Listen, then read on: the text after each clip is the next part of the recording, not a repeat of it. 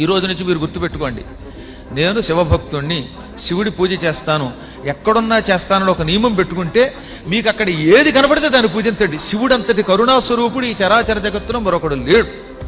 ఒక ఇసుక రేణువు తీసుకుని చేతిలో పెట్టుకుని దాని మీద నీళ్లు పోసి అభిషేకం చేస్తే అది శివాభిషేకం అయిపోతుంది. తెలుసునా మీకు? శివరాత్రి నాడు ఎడమ చేతిలో ఒక ఇసుక రేణువు పెట్టుకుని దాని మీద ఇన్ని నీళ్లు పంచామృతాలు పోస్తే అది కూడా ఒక జ్యోతిర్లింగానికి అభిషేకం చేసినంత మహాఫలితం మనకి ఇస్తుంది అని మంత్రశాస్త్రం చెబుతున్నది.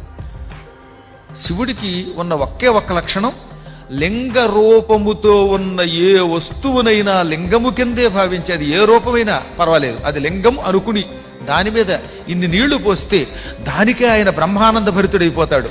తనను తానే సమర్పించుకుంటాడు.